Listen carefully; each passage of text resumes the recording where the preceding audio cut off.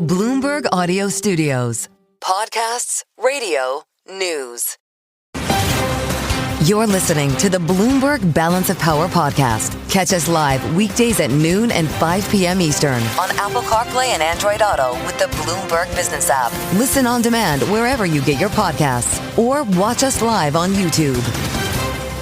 Tyler Kendall here alongside Bloomberg's Michael Shepard in Washington, and we are closely tracking one of our top stories today, which is that President Trump is now calling for Federal Reserve Governor Lisa Cook to resign. He posted on Truth Social earlier today saying Cook must resign now. 3 exclamation points following it. If you're watching us on YouTube, the post is up showing President Trump's Truth Social post that came out this morning after the director of the Federal Housing Finance Agency, Bill Pulte, urged the Attorney General Pam Bondi to investigate Cook over allegations of mortgage fraud.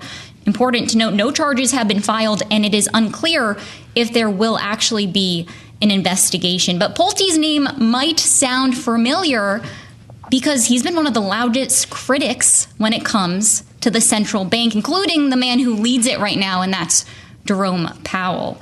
For the latest on this story, we're going to bring you the reporter who broke it, and that is Bloomberg's Josh Wingrove, who helps lead our White House coverage here at Bloomberg. So, Josh, just bring us up to speed on these allegations that President Trump has now elevated. What do we actually know here? Yeah, there's a lot of moving parts, and there is a lot that we don't know. So, good place to start with what we do. So, the allegations laid out in the referral letter from Bill Pulte to the Attorney General, as well as Ed Martin, a DOJ official who leads sort of a weaponization task force that is anti-weaponization, we should note, given the context of the what's going on, is that she took 2 mortgages out in 2021, one on a property in Michigan, and then 2 weeks later, another on a property in Georgia. And that in both cases, there was a provision in the mortgage that said she had to maintain that property as her principal residence within 60 days and for at least a year. Now, of course, given that the purchases were only a couple of weeks apart, it'd be difficult to maintain both as your primary residence in 2 separate states. This was before she was named to the Fed in 2022. But the allegation here is that sometimes people do this, generally speaking, because you get a lower mortgage rate for the principal occupant residence than you would for, say, an investment property or building you're not living in. And so right now it's not clear necessarily. I should note there's a line in these documents that say you can notify your lender if you've done that.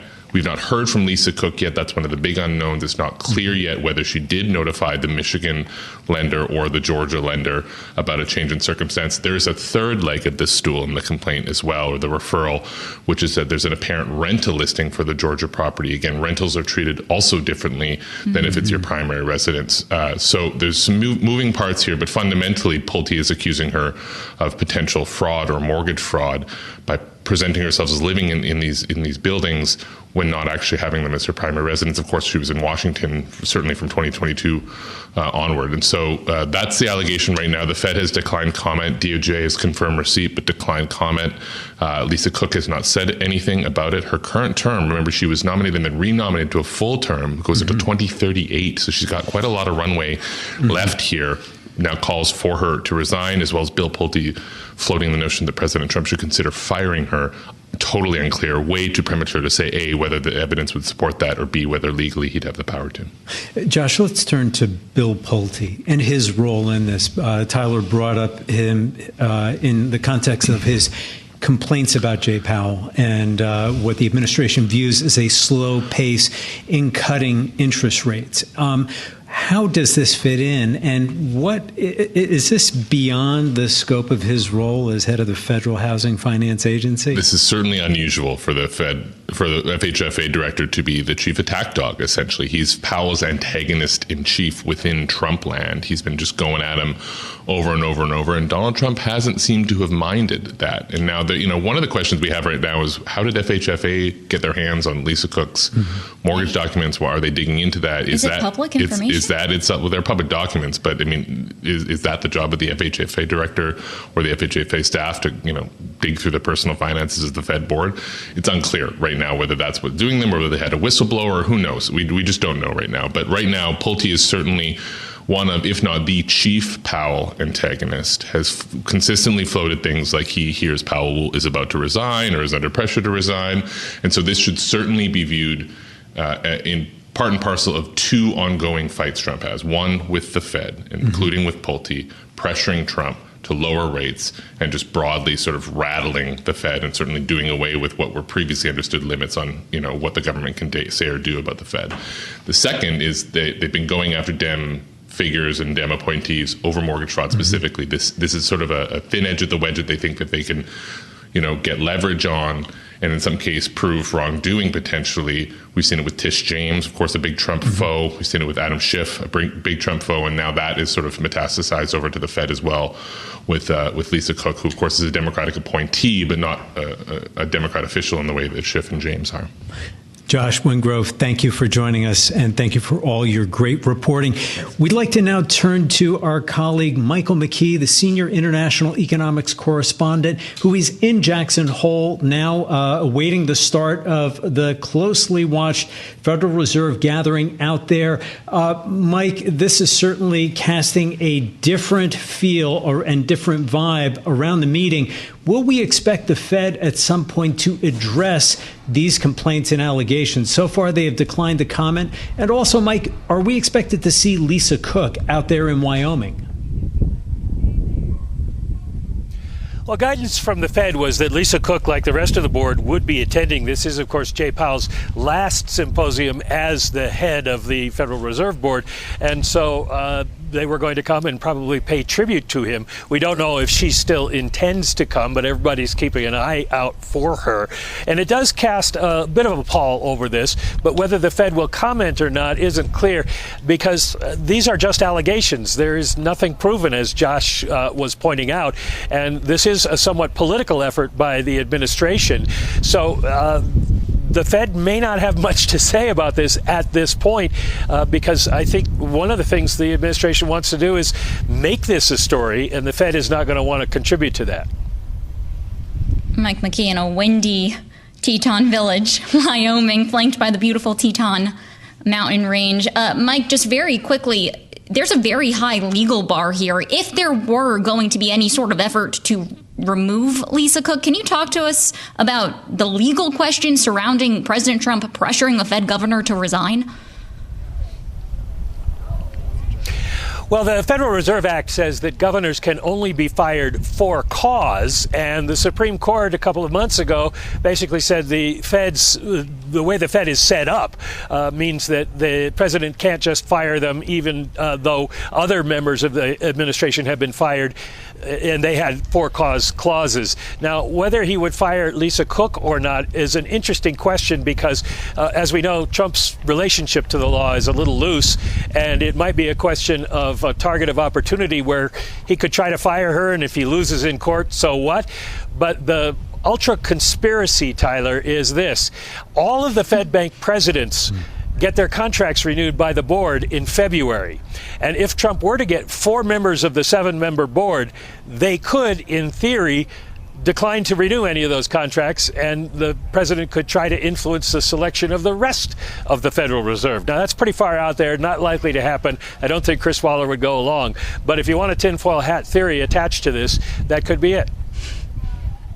All right, a conspiracy theory to watch out for from our Bloomberg's Michael McKee, senior international and economics policy correspondent out in Jackson Hole for us. We thank you so much. This is going to be a story that we're going to be covering closely over the next 2 hours here on Balance of Power. But make sure to stick with us because coming up, we have a really interesting conversation, some pretty unique polling out from Ipsos, new numbers about President Trump's approval ratings, and how all of these policies are playing with the American people. I'm Tyler Kendall here alongside Bloomberg's Michael Shepard in Washington, D.C. This is Balance Power. Make sure to keep it here. We'll be right back. Stay with us on Balance of Power. We'll have much more coming up after this. You're listening to the Bloomberg Balance of Power podcast. Catch us live weekdays at noon and 5 p.m. Eastern on Apple CarPlay and Android Auto with the Bloomberg Business app. You can also listen live on Amazon Alexa from our flagship New York station. Just say, Alexa, play Bloomberg 1130. Welcome back to to Balance of Power, today's Wednesday edition. I'm Tyler Kendall here alongside Michael Shepard in Washington, and we are getting new polling as we close out the summer months here in the nation's capital around the administration's policies. And of course, one of the big focuses that we always have our eyes on here at Bloomberg has to do with the economic outlook and how Americans are feeling about the country's economy and economic health. And an indicator that we watch closely around the idea of economic uncertainty might have actually waned recently after some record peaks. And we're going to dig into all of this data here because we are lucky to be joined here on set by Cliff Young, Ipsos U.S. Public Affairs President and professor at Texas A&M University's Bush School of Government and Public. Cliff, can you tell us a little bit more about this trend that we're seeing, or is it even a trend when it comes to economic uncertainty? Because that seems to really have been a defining factor this year when we have looked at all of the administration's policies from tariffs to taxes. It's been uncertainty this year for Americans in general. Lots of friction because the Trump administration has really pushed the envelope, really thwarted convention. There's that feel out there that things are just being tweaked and moved and changed, and humans are uncomfortable with that. Donald Trump and his administration stepped off the gas when it came to tariffs in the spring, and what did we see since then? His numbers came up. Relative optimism coming up a bit, the overall uncertainty index going down. But this is the lull before the storm, ultimately, because there are other indicators showing that Americans are uneasy about the future. Cliff, I wanted to dig into the numbers a little bit more because when you look more closely, you do see a disconnect politically over the costs and benefits of tariffs. Could you talk about that a little bit? Yeah, it's like two sides of the same coin, but two different worlds, right? So on the one hand, Americans, red, blue, purple, are worried about tariffs. They see tariffs as inflationary. And they have since the get-go. Since the beginning of the year, we've tracked this, and it's very clear. On the flip side, they do see the benefits as well. They do see, at least in part, how tariffs might bring back jobs to America, might bring back industry. The only caveat there is there's been attenuation in that belief since early spring. Especially among independents, there's a lot more trepidation and unease, as I said, especially among independents when it comes to long-term benefits with respect to tariffs. We know that one of the top issues that helped elect President Trump, of course, was the economy. It is something that we repeatedly saw him during the campaign trail poll really well on. So as we were talking about how Americans have been digesting his economic policies, can you talk to us at the moment where President Trump, his policies, this White House's approval rating is standing right now? Yeah. He's in a relatively good place when it comes to his approval numbers. Depending on the poll, let's just take the average of all the polls out there, not just Ipsos, but all the polls, all the polling firms. It's around 44%. That's a good place. Ultimately, he's better than he was in 2017. He would be able to be reelected with a better than 50-50 chance if he were to run again. We're talking theoretically. He's in a good place when it comes to the numbers. The decline in his numbers since January, that is, since the honeymoon, has only been about 6 points. That's basically the average. So overall, today, he's in a relatively good place. He's improved, as I said before, since the early spring, where ultimately he stepped off the gas when it came to tariffs. But other indicators are I would say, showing negative signals for the future. He doesn't poll well on the economy. He doesn't poll well on cost of living. As I said before, Americans are worried about tariffs. They see them as inflationary.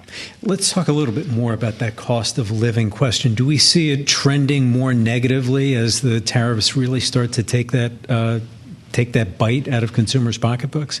We have bizarre trends. We have, in some ways, seemingly contradictory trends. So on the one hand, inflation concretely in the real economy is improving, or at least has so up to now. Trump won on inflation, but he rode that wave. He surfed that wave. But things have improved, and Americans recognize that in the short term today. But on the flip side, worries about the future have only increased. 60% of Americans today believe that the prices have increased, and that's because of tariffs. I want to highlight some of these specific numbers. We just had them up on screen. If you're following us on YouTube, when it comes to President Trump's approval or disapproval, rather, when it comes to handling some of these key issues. And it says he's down 12% on U.S. foreign policy. We have been talking a whole lot this week when it comes to Ukraine, the future of the conflict there, how President Trump has been navigating it, convening what really felt like a G7 summit earlier this week, rather impromptu at the White House. How are we seeing foreign policy play into these dynamics as this issue really does dominate the headlines this week? He doesn't really get any points for it. Americans are really worried about domestic issues, whether it's about inflation or jobs or political extremism, immigration, as some of those key issues. They're worried about those more bread and butter, those more domestic American issues. And more generally speaking, we live today in America that's not in favor of muscular foreign policy. That's across the board. That's whether you're red, blue, purple, you're old or you're young, but especially among the young, they don't like it. And we're seeing that in the numbers. In other words, Americans would prefer not to be exposed to conflicts abroad. They'd rather concentrate on the home front. And there's only tepid support, even in the most extreme situations, tepid support for foreign involvement today. Cliff Young with Ipsos, we thank you for your time and your insights, and we look forward to having you back as we learn more about tariffs and the impact on the economy. Thank you. We're joined now by Christine Aquino, the managing editor for Top Markets Live in New York. She'll be joining us now to talk about what we're seeing, another day of losses on Wall Street. Christine, thank you. Tell us what you are seeing in the numbers there and what is fueling this downdraft. It seems to be heavy in the tech area, but what's behind it? Absolutely, Mike. And, I think really what we're seeing here is a bit of a pivot from the very strong rally that we've seen ever since the lows in the stock market in April, right? And that has been really unstoppable. So some corners of the market just thinking, maybe it's time for a breather. We did get tech earnings that have mostly exceeded expectations, but they were very low expectations. And, there are some jitters ahead of NVIDIA earnings, which is going to be next week. That really is the big one for markets. A lot of that has turned into such a big macro story that's driving a lot of the market moves that we're seeing right now. So perhaps an excuse for investors to take some money off the table today. But at the same time, there are longer term questions over the viability of tech and the viability of the AI trade, especially because we did just get a recent MIT paper discussing or questioning how much value does AI really add to workflows and businesses? And that's putting a little bit of a damper on the rally that we've seen today as well. Another big factor that we're following here closely, of course, has to do with President Trump's attacks when it comes to the central bank, calling today for Fed Governor Lisa Cook to resign. How are we seeing that materialize in the market reaction? Well, Tyler, the immediate reaction, of course, is a weaker dollar as well as lower Treasury yields. The weaker dollar perhaps explained by expectations that this move once again ramps up the possibility that we're going to get Fed rate cuts down in the horizon. And meanwhile, lower bond yields, again, attesting to the fact that whenever there's any sort of questions over Fed credibility or concerns that the Fed is facing undue pressure from the government, the tendency for investors is to flock to safe havens, and Treasuries is one of them. And we are definitely seeing that today. And of course, this sets the stage very much for the Jackson Hole Symposium toward this weekend, when there's already a lot of questions over what will come from Fed Chair Jerome Powell. This is going to be his last Jackson Hole. Is he going to push back against pressure for lower rates? And, what we're seeing today in terms of the Fed news flow, really just adding to those jitters and pushing that safe haven flow into Treasuries at the moment. Christine, I wanted to dial back into the tech angle just a moment here. Tell us about what we have to expect next week with NVIDIA earnings on Wednesday. We've seen their shares really slide over the past several days. What are we to look for, and what is the concern over the next quarter and through the end of the year when it comes to AI and the AI boom?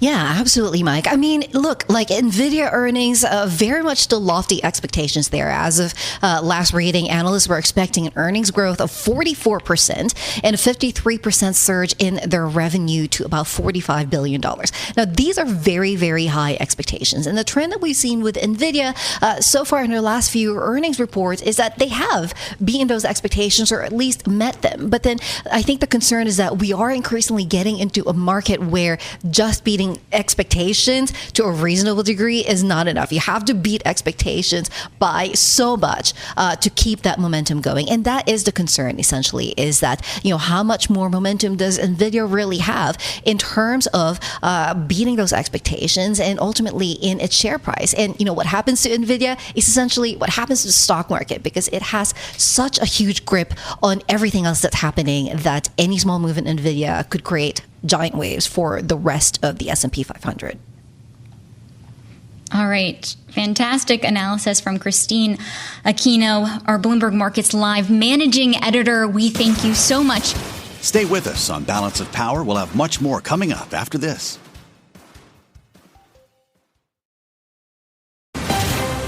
You're listening to the Bloomberg Balance of Power podcast. Catch us live weekdays at noon and 5 p.m. Eastern on Apple CarPlay and Android Auto with the Bloomberg Business app. Listen on demand wherever you get your podcasts or watch us live on YouTube. We are tracking an important story today that could have some big impacts on the 2026 midterms. California Republicans say that they will launch a court battle against Democratic Governor Gavin Newsom's plans for redistricting. And if that sounds familiar, that's because this week we've been tracking another redistricting battle, one playing out in Texas, where Republicans are trying to gain seats to their advantage. But it's taken a turn in recent days, with Democrats protesting a push by the Republican-held state legislature to keep those legislators there so that they don't leave the state as they try to make some changes to these congressional maps. And yesterday, we heard from some of the Democrats there who are protesting those Republicans' plans. We knew what was ahead of us. What we didn't know is that we were going to be arrested en masse when he directed the sergeant-at-arms to lock the chambers and not let us exit. And then we were basically put up against the wall and said, not literally, but figuratively put up against the wall and said, no one's allowed to leave unless they basically sign a piece of paper consenting to moving custody, is what I call it. We are not criminals. We are statesmen and women. We are elected just like those people are.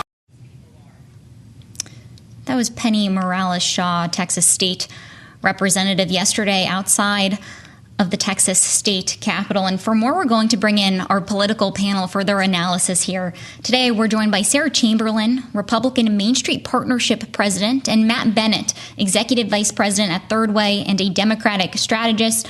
Matt, let me start with you. Just how politically charged of an issue is redistricting going to be as we head into 2026? And we're already seeing this result in protests, members in Texas sleeping in the state chamber. What's happening here?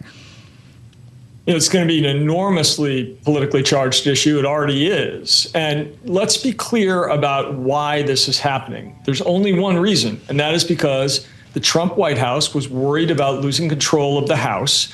And so they are trying to change the rules in the middle of the game. They're trying to do a mid-decade redistricting, which is not supposed to happen. It's not illegal, but it is very, very uncommon. And they started in Texas, where they knew that they could gerrymander the districts so that they could get advantage in 5 more House races by packing them with Republicans. Democrats there have no way of slowing that down without denying them a quorum, so they left the state, but they eventually had to come back. California is responding to that with, moves of its own to try to change their maps only temporarily to respond to this action on the part of the Trump administration. And it's not confined, by the way, to Texas. They're trying to do it in Indiana and other places as well, Florida. So, look, this is very, very nasty hardball politics being played by the Trump administration.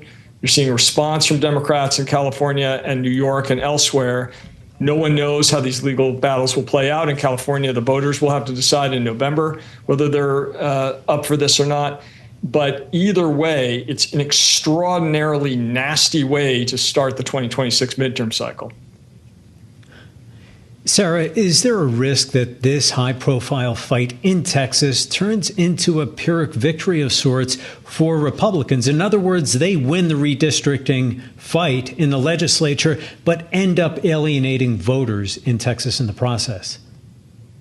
There's certainly a risk of that. But to be honest, before this all got started, there was a lot of polling that was done where people support this. And in Texas, it came back that, yes, they would support moving forward with the governor doing this in these quote unquote gerrymandered districts. So they knew what they were doing in Texas. Obviously, the California and there's as many Democratic states are looking to gerrymander as there are Republicans. We are in hardball politics. I don't think anybody's really surprised to see this. This is the new political game. And it's not just the Republicans. It's also the Democrats that are playing this game. Politics has changed. This is a new time. And I think you're going to see this for the next few years, this hardball. Well, Matt, I want to stick here on California because we were talking about this in the first hour of Balance of Power, that Politico had some exclusive polling out today that shows that the Democratic governor is the top 2028 presidential contender among Democratic-leaning voters in his home state. That's according to the latest Politico Citron Center Possibility Lab survey that came out today. He even leads former Vice President Kamala Harris, who we know is mulling perhaps a bid, his longtime ally and sometimes rival, 25 to 19%. Matt, as we are watching the next election already shape up, all this speculation, is this somebody that you think could lead the Democratic Party come 2028? I don't know. And I think if you talk to anybody in either party who tells you with confidence who would be their strongest standard bearer going into 2028, view that with great skepticism, because what we've seen over and over in presidential politics is that even people who are really, really good as governors, really effective political leaders running for statewide office, often are very, very bad as presidential candidates. And conversely, the people you didn't really expect to emerge, and I think Trump certainly was one. Nobody expected him to do what he did in 2016. Bill Clinton is another, came out of kind of nowhere to dominate their parties. And so it's way too early to know whether Newsom or another governor or someone else is going to be the strongest candidate in our race. And it's too early to know who's going to lead the Republicans after Trump. This is good for Gavin Newsom, the work that he's doing right now in this moment, but we are a really long way away from choosing a nominee, and this will be basically ancient history by the time we get there. Sarah, the Republican Party and Donald Trump in particular are trying to keep public safety and crime issues at the forefront. We've seen that over the past week and a half with the president ordering National Guard troops to the District of Columbia and other Republican governors following suit, sending elements of their own National Guard forces to help support that effort. How effective will that be for Republicans in terms of keeping the crime and public safety issue in front of voters as we head into 2026? So obviously crime is a massive issue. And I am sitting in D.C. right now. And I will tell you, as a woman, as a person who knows people who have been attacked, who have been carjacked, who have been attacked in elevators, I welcome, I know it's a little controversial, but I welcome what President Trump is doing here in the district, we should be able to live in D.C. and feel safe. And many people don't in all parts of D.C. I know there's a lot of talking, they're only in the Georgetown and DuPont circle and parts, but they are all over D.C. And everybody I know who lives here feels better, is very happy to have them here, and feels much more secure. This is an important issue going into the next election. Americans want to feel safe wherever they live. And I think that this is going to play very well for the Republicans moving forward. Matt, but how will Democrats respond? Because here in the district, we have seen the mayor point to statistics from the U.S. Justice Department showing that crime had fallen, was down as much as 30% from a year earlier. So how do they counteract these moves? What is the argument there? I think you're going to see two arguments, and one is a good one and one is not. So I think the one that's not a great argument is the one denying what Sarah just said, denying that she feels unsafe. I mean, if she feels unsafe, she feels unsafe, and that's true for a lot of folks. Not everybody. There's a lot of people who feel more unsafe with all sorts of militarized people driving around in D.C. than they did before. But I think Democrats would make a mistake if they said that there is no crime problem, because crime politically is an issue when voters feel that it is real. The data is really not that relevant. On the other hand, there are very good arguments to make about how Trump and the Republicans have mishandled the crime issue very badly. So, for example, they have literally defunded the police of the District of Columbia by essentially stealing $1.1 billion from the district's budget. They just took it away for no reason. That pays for cops. And as the mayor's made clear, we need 500 more members of the Metropolitan Police here. The other things that Trump has done, I mean, he pardoned hundreds of people who viciously attacked and beat law enforcement officers, tried to burst into the Capitol and either murder or harm members of Congress and overturn an election. He pardoned those people. And now he is coddling a woman very credibly accused of horrible sex crimes. So he's the guy, I think, that has the real crime issue. And if Democrats can focus on attacking there instead of denying what people feel, they'll be in better shape. All right, our political panel today, Sarah Chamberlain and Matt Bennett, we thank you so much for joining us on both hours of Balance of Power. Thanks for listening to the Balance of Power podcast. Make sure to subscribe if you haven't already at Apple, Spotify, or wherever you get your podcasts. And you can find us live every weekday from Washington, D.C. at noontime Eastern at Bloomberg.com.